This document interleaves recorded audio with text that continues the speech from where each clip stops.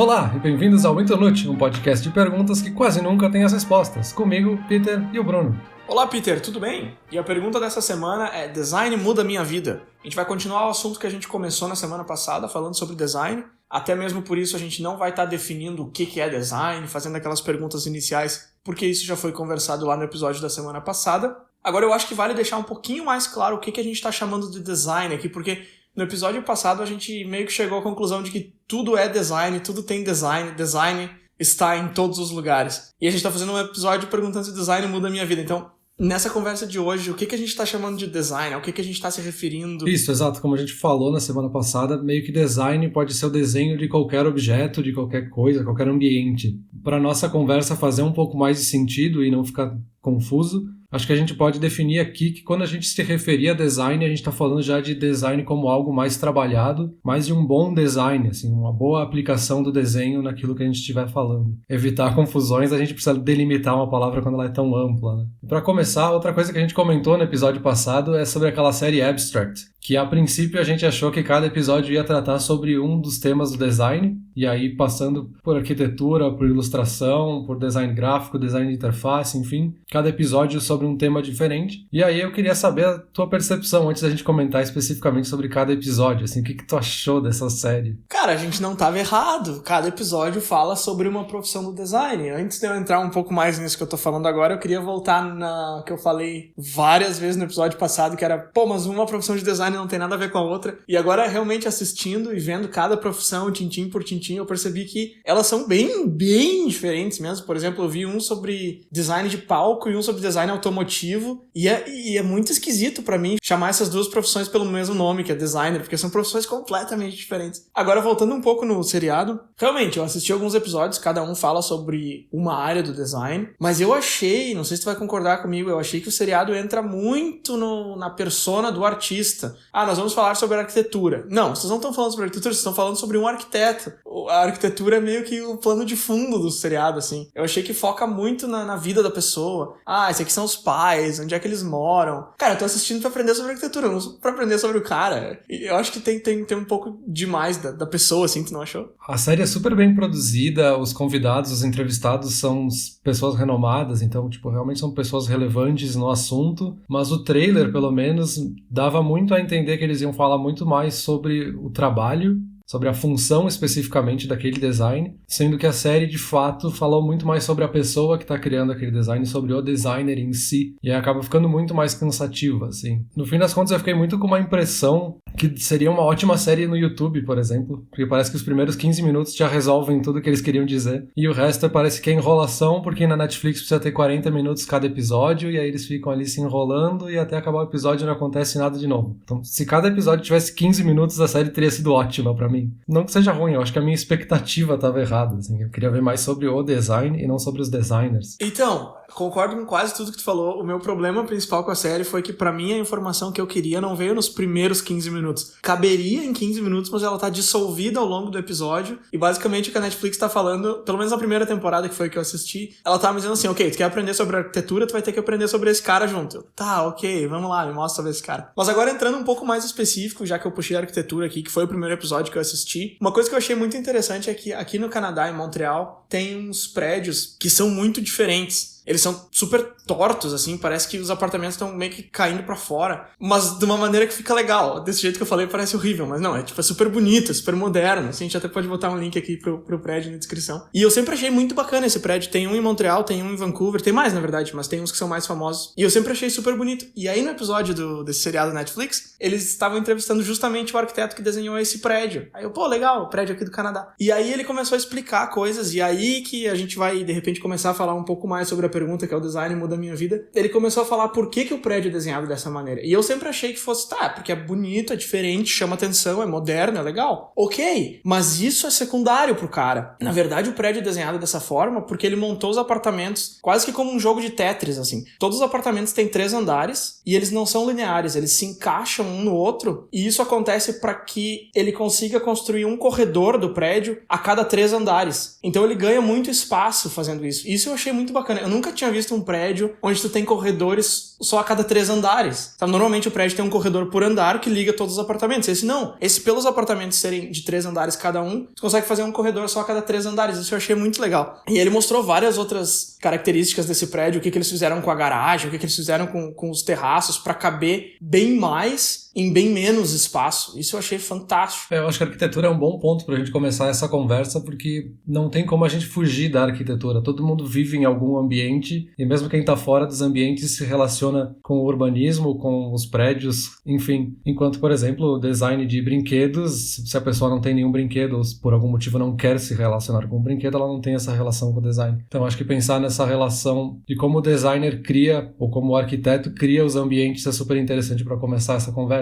Teve outro episódio, que é o primeiro episódio da segunda temporada, onde eles falam mais de design enquanto arte, que eu achei interessante que ele começa logo fazendo uma experiência, assim, entre aspas. Ele fala, olha, eu quero que tu olhe pra tela da TV agora, e eu vou deixar que a tela fique toda amarela. Tipo, ele coloca uma imagem totalmente amarela na tela. E eu não quero que tu olhe pra tela da TV, eu quero que tu olhe ao redor da tela da TV. Tudo que tá ao redor da TV mudou a tua percepção, porque tudo parece um pouco amarelo agora. Tudo tá amarelado. E aí depois ele troca pra azul. E agora toda a tua percepção do que tá ao redor virou azul. Então o que ele tá querendo dizer é que o designer, ele tá sempre tentando construir o que tá ao redor. Não é muito exatamente o objeto que tava na tela, que ele tava se referindo, mas o quanto ele conseguiu, entre aspas, manipular o nosso sentimento do que tava ao redor. Talvez se ele tivesse colocado uma luz escura ou uma luz monocromática que tira a cor das outras coisas, o nosso sentimento naquele ambiente ia mudar. E da mesma forma, a arquitetura sempre fez isso. Assim, os prédios góticos são super icônicos porque eles criavam igrejas e catedrais que te davam essa sensação de ser menor ali dentro daquele espaço, uma relação da religião com as pessoas, enfim. Então ele fala muito sobre construção, do designer construir algo, e eu achei super interessante que ele fala que é sempre uma cocriação, é sempre cocriado, porque ele nunca se completa até alguém usar de fato aquele objeto ou de fato entrar naquele ambiente. Então é muito sobre, design é muito sobre percepção, assim, é como as pessoas vão perceber as coisas e é o que vai dar os sinais, né, para as coisas acontecerem. Cara, muito interessante. Eu assisti um episódio também na outra temporada, na primeira, mais focado na arte, mas antes deixa eu comentar sobre essa questão da percepção. Isso aí, eu sempre trago um pouquinho de psicologia pros episódios, né? Vai ser bem curtinho, só um rápido comentário. Eu tava pesquisando sobre design, lendo sobre pesquisas e experiências realizadas e testes, e eu achei um que eu gostei muito, que fala sobre um refrigerante que chama 7-Up. Acho que aí no Brasil não tem, né? É tipo um Sprite, assim, enfim, um refrigerante sem cor,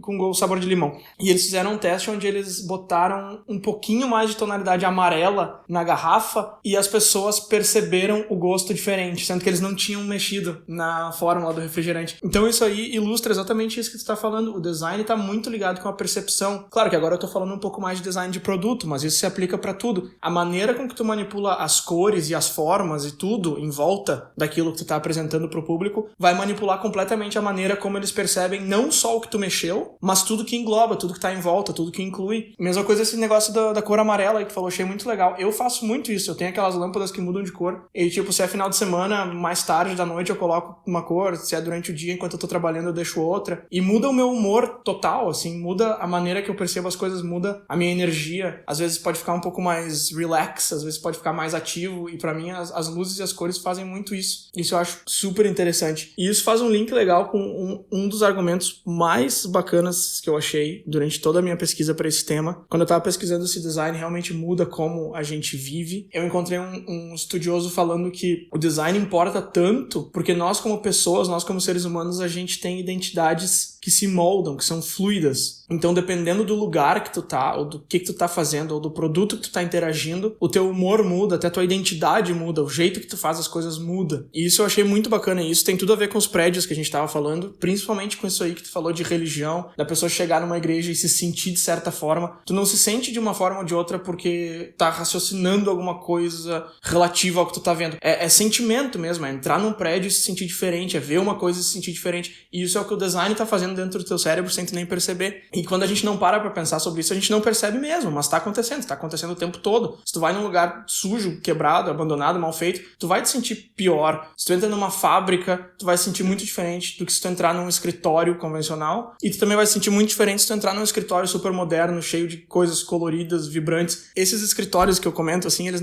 às vezes parece que é só pra bonito, só pra chamar atenção, só pra dizer, olha como minha empresa é legal, mas não é, ela influencia muito no pensamento e na criatividade criatividade, em vários outros elementos das pessoas que estão ali dentro. Então é super importante para mexer em como a gente percebe as coisas e como a gente age com nós mesmos também. Agora, só para completar o que eu tava falando antes, o episódio que eu vi mais focado em arte era sobre design de palco. E aí também, a mesma coisa que você tava falando antes, ela fazia o design focado no que ia ter dentro, digamos assim, ela fazia a moldura de um show. O show é o artista, tu vai lá pra ver o artista, mas tudo que tá em volta, que essa designer construía, ela explica que ela constrói de uma forma ou de outra pra acompanhar o show e pra fazer as pessoas se sentirem de uma maneira ou de outra. E uma das coisas mais legais que eu tirei do Netflix foi justamente desse episódio, que ela fala daquele brinquedo que os bebês colocam as formas nos buraquinhos e vê onde é que encaixa e tal, sabe aquele brinquedo clássico de bebê? E ela diz que aquilo é tão legal pros bebês justamente porque o cérebro libera um pouco de dopamina cada vez que o bebê descobre alguma coisa nova. E ela diz que nós, como seres humanos, a gente é biologicamente motivado a amar coisas novas. Por isso também que o design busca trazer coisas diferentes, coisas novas, pra mexer com o nosso cérebro, pra fazer a gente gostar daquilo, pra fazer a gente achar interessante, pra fazer a gente se sentir bem. Teve um conceito que passou por vários episódios que eu achei interessante, que eles falam de alguma forma que o designer ele tá tentando traduzir um sentimento, que é como o espectador ou o usuário vai se sentir quando ele entrar naquele espaço ou quando ele usar aquele objeto. Porque muito o objeto ele vai até um certo ponto nas características funcionais dele, mas aí tem o trabalho do bom design de mostrar o caminho de como isso pode ser usado da melhor forma. Que nem nesse exemplo que tu trouxe dos escritórios, assim, o design do escritório vai mudar até como as pessoas vão se sentir produtivas ou não. No fim das contas, impacta nos resultados da empresa, porque os funcionários estão mais produtivos ou não. Então é muito sobre criar símbolos que vão traduzir sentimentos e criar as formas de como as pessoas vão usar aquele objeto ou vão se sentir naquele espaço, né? E aí tu falou aí sobre o cérebro querer coisas novas o tempo todo, né?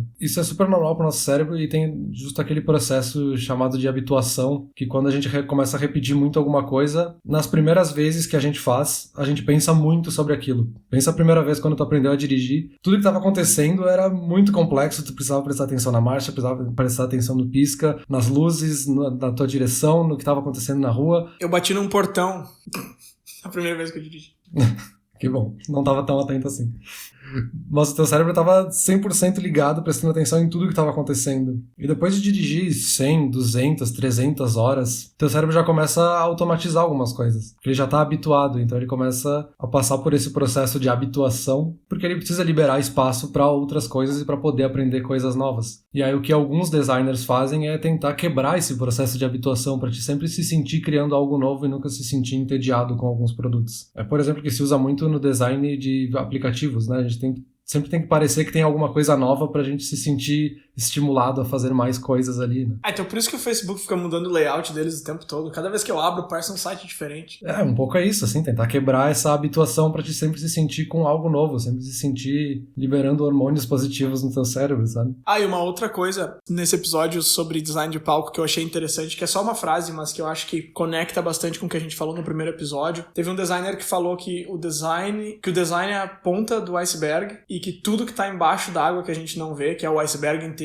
é o trabalho árduo que sustenta aquilo. Então, um bom design, quando a gente tá vendo ele, quando a gente tá usando ele é o resultado de muito, muito, muito trabalho, muita pesquisa, muito teste, muita evolução. É a coisa que a gente comentou no primeiro episódio, mas agora eu trago esse mesmo argumento embasado por pessoas da indústria mesmo, por designers que fazem isso há um bom tempo. Mais do que isso, eles falam também que um bom design deve ser invisível. Eu vi essa frase assistindo esse programa na Netflix, eu pensei, como assim um bom design deve ser invisível? O design é pra ser bonito, não? Aí ele fala que um bom design é invisível no sentido de que quando um design é bom mesmo, tu não sente, tu não pensa naquilo. Ele te faz bem, tu se sente bem, tu gosta de usar o produto, tu gosta de visitar o lugar, mas tu não tá pensando por que tu gosta. Ao contrário de um design ruim. Ele comenta que quando o design é ruim, tu vai ficar pensando o tempo todo, como é que podia ser melhor? Por que eu não tô conseguindo ler essa letra? Tu fica sempre pensando no design. Então se tu não pensa no design, é porque ele é muito bom. A não ser que tu trabalhe na indústria, lógico, aí tu tá sempre pensando naquilo. Mas pra pessoas comuns, assim, eu e tu aí, quando tu não sente o design, é porque ele realmente é bom, é porque ele conseguiu... E isso deve ser ruim pra quem trabalha com isso, né? Tipo, o teu produto só é bom se ele é invisível. Tipo, ninguém pode perceber teu produto. Se alguém perceber, é porque é ruim. Putz. Eu acho que esse é um dos dilemas do design, as pessoas acharem que ele é irrelevante na vida das pessoas, assim. E justamente o bom design é invisível. A gente não percebe quando a gente tá com algo muito bom nas nossas mãos. Até uma das frases que eu vi que eu achei super interessante é que o bom design nos ajuda a sermos a melhor melhor forma de nós mesmos. Que eu acho que traduz um pouco isso, assim, a gente acaba não pensando em problemas quando a coisa funciona. A gente está sendo mais produtivo com aquilo que a gente está usando, a gente tá mais alegre enquanto usa as coisas boas e a gente não pensa nas coisas ruins, assim. Deixa eu te disparar uma pergunta, assim, então. Tu acha que design é questão de gosto? Porque normalmente beleza é questão de gosto, ponto. Não tenho o que discutir. Mas agora quando a gente fala sobre design invisível e design funcional, tu acha que design é questão de gosto ou existe sim um bom design e um mau design? O que tu acha? Com certeza existe um bom design e um mau design, mas eu acho que a beleza é só uma das características do design, assim. É uma dos possíveis resultados que o design pode trazer. Acho que indo além do gosto tem a questão da usabilidade, do design tornar mais prático ou mais fácil usar alguma coisa. Tem a questão de comunicação, de como ele vai comunicar algo para o consumidor ou para a pessoa que está usando. Então, sei lá, o sinal de trânsito é para as pessoas poderem se comunicar sem uma pessoa falar com a outra, porque tem muitos carros circulando. Então, design também influencia em como as pessoas se comunicam indiretamente.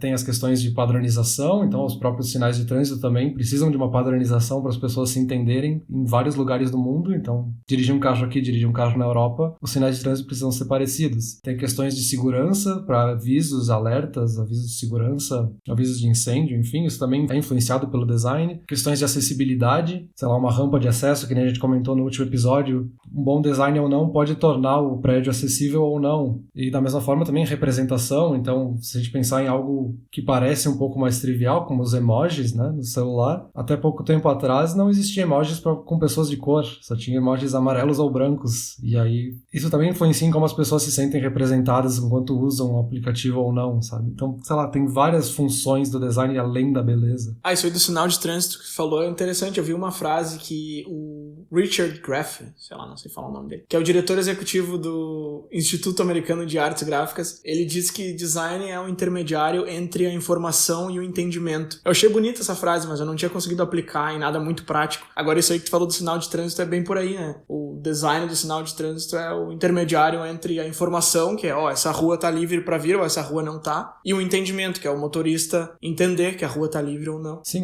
quem tá nos dois lados do cruzamento precisa entender a mesma coisa pra poder se comunicar sem precisar abaixar o vidro e gritar, sabe?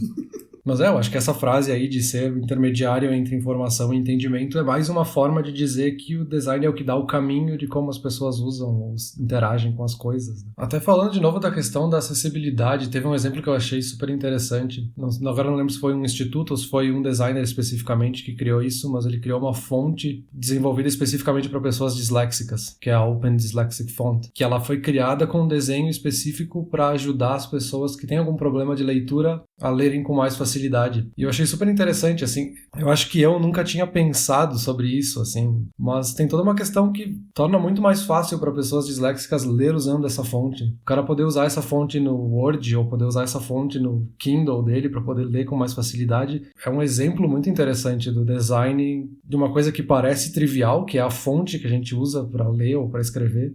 Eu acho que a acessibilidade no design vem crescendo muito com os anos, o que é uma coisa ótima. Eu vejo, por exemplo, nos videogames, antigamente, há muito tempo atrás, os personagens conversavam e ou tu escuta ou tu não vai saber o que tá acontecendo. Aí dali a pouco eles adicionaram legendas nos jogos. Tu pode ligar ou desligar a legenda, já faz uma diferença boa. Hoje em dia, nos jogos mais modernos, as legendas vêm com tantas opções, cara, que eu fico 5, 10 minutos só vendo as opções que tem de cor, de fonte, de tamanho, de fundo. E de novo, isso não é legalzice, isso não é alguma coisa que eles botam lá pra ser legal. O meu jogo tem mais opções de legenda, olha que legal que eu sou. Não, é pra acessibilidade e só vem a acrescentar, né? Eu particularmente não gosto de legenda em jogo, porque fica puxando meus olhos, mas eu vou lá e desligo. Então eu acho que trazer opções de acessibilidade é muito bacana, e eu acho que isso vem caminhando cada vez mais junto com o design de tudo, não só de rampa, que é o exemplo que a gente já falou várias vezes, que é uma coisa super... É a primeira coisa que vem à cabeça quando fala acessibilidade em design, rampa pra entrar em prédio. Sim, isso já é uma coisa obrigatória, eu acho, né? Já se vê por tudo. Mas em outras áreas que são menos óbvias, como na arte, como no entretenimento, o design possibilita trazer essas opções de acessibilidade. Isso eu acho bem bacana também. E ainda tem um outro caso que eu acho interessante, talvez mais conceitual, então é mais difícil de entender, assim, nem eu mesmo consigo entender muito bem, mas eu queria saber a tua percepção sobre isso, pra ver se eu consigo entender um pouco melhor o assunto. Vamos lá. Que é justamente quando a gente fala de design de bandeiras. Opa! Bandeira, é uma coisa que a gente se relaciona num nível mais institucional, digamos assim, que a gente conhece a bandeira do nosso país, a bandeira do nosso estado, da nossa cidade, enfim. Mas a gente nunca para pra pensar no caráter simbólico que existe por trás de uma bandeira. O cara que vai fazer o design da bandeira ou a comissão que vai desenvolver essa bandeira precisa pensar em como traduzir elementos para que as pessoas que morem naquele lugar se sintam identificadas por aquela bandeira e queiram hastear aquela bandeira e dizer, não, eu sou brasileiro, eu sou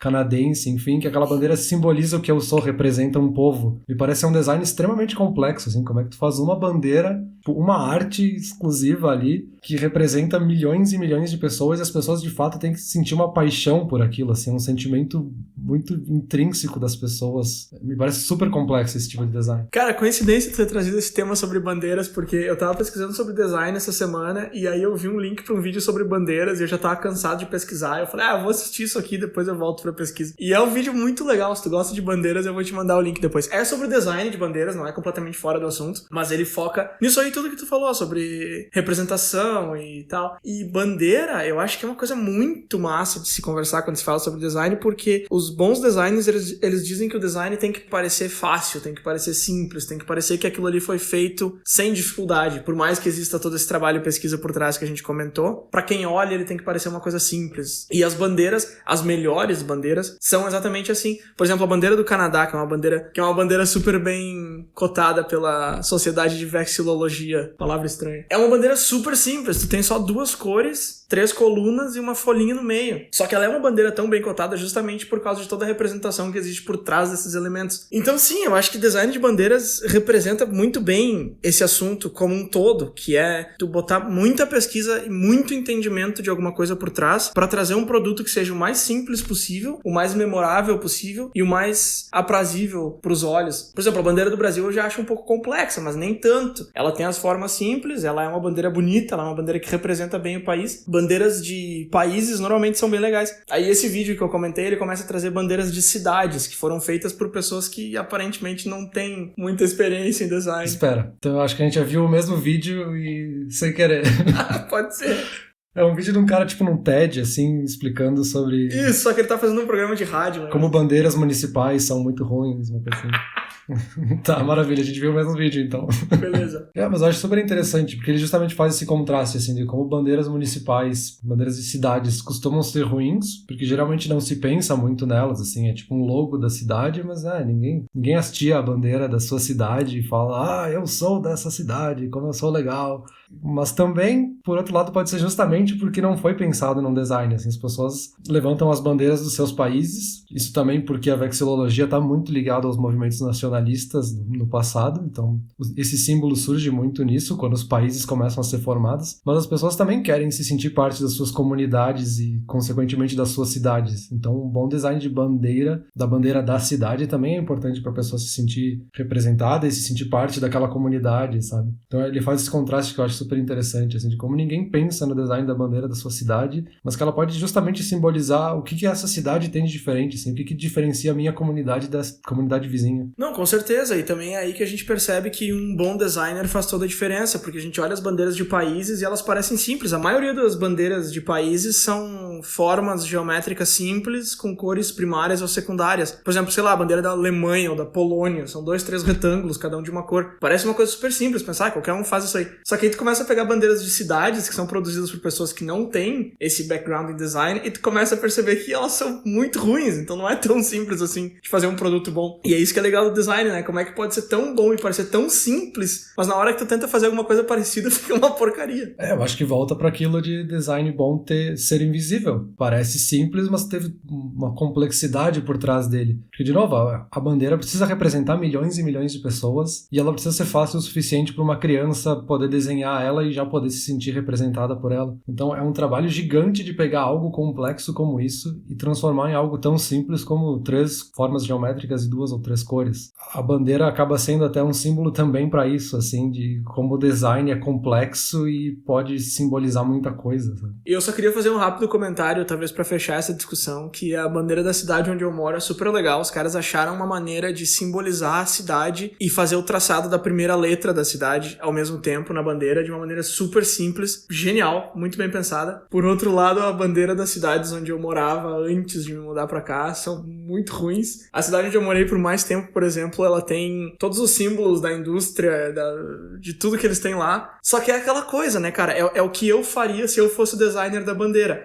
Eu quero simbolizar a indústria X. Então eu pego, sei lá, um grão da folha que eles usam e vou tacando tudo ali na bandeira. Enquanto que, na verdade, um bom designer, o que ele vai fazer? Ele vai achar formas e cores simples pra simbolizar tudo aquilo. Que é o caso da cidade onde eu moro hoje e que definitivamente não é o caso das cidades que eu morava antes. É uma bandeira cheia de... Tem tanta coisa na bandeira que se eu tentar te descrever tudo que tem na bandeira, eu não vou conseguir de cabeça. E se eu tentar olhar pra ela e te descrever, eu vou demorar muito. E justamente isso tira o caráter simbólico da bandeira, porque tu não consegue desenhar ela. Se eu te dar uma folha de papel e falar, desenha a bandeira da tua cidade aí, tu não vai conseguir, porque tu vai lembrar que tem um troço escrito em algum lugar, mas eu não sei exatamente onde é que tá escrito, e eu não sei exatamente qual a data que tem também em cima, e aí tem um brasão que eu não sei como é que é, e aí depois tem uma engrenagem aqui num canto, e eu acho que tem uma outra folha aqui do outro lado. É tanta coisa, é tão complexo que já não simboliza nada, assim, tu tá tentando simbolizar tudo e no fim tu não consegue simbolizar nada. E aí, nesses casos, que o design se torna problemático, porque ou ele é bom e invisível, ou ele começa a dar problema e gera discussão. Mas agora, voltando pra pergunta da semana, dá pra dizer que o design muda a vida das pessoas, então? Ou o design tá ali só pra deixar as coisas mais bonitinhas, mais legais, mais diferenciadas pro olho olhar? Eu acho que a gente se respondeu que sim, assim, que muda a vida das pessoas, e aí esse mudar pode ser num sentido super da gente querer ser mais produtivo, ser mais prático, tornar o aplicativo mais fácil de usar, mas também pode ser de um lado mais simbólico de se sentir representado por alguma coisa, de se sentir parte de alguma coisa, de se sentir parte da sua comunidade, enfim. Então, com certeza o design muda a vida das pessoas, e aí o bom ou o mau design pode mudar a vida para o bem ou para o mal, né? Exatamente. O bom design pode ser tanto utilitário quanto mais ligado na emoção, no sentimento, e ambos são super importantes para nós, mais importantes do que a gente percebe no dia a dia, sem dúvida nenhuma. Concordo plenamente com o teu ponto. Perfeito, então ficamos por aqui? Beleza, ficamos por aqui então. Então tá, e aí depois a gente estuda pra ver como é que a gente faz uma bandeira sobre o nosso programa. Cara, eu topo, mas vamos dar uma estudada boa em design de bandeiras antes, porque eu não quero que ela fique cheia de tralha igual as bandeiras que a gente comentou antes. Beleza. Então tá certo, valeu. Falou. Tchau, tchau. Olá, ouvinte. Se você gosta do Inturnute, não deixe de compartilhar nas redes sociais e de seguir no Spotify ou no seu aplicativo de podcasts favorito. E se você quiser compartilhar a sua resposta para a pergunta da semana, é só enviar uma mensagem. Muito obrigado, e até o próximo episódio.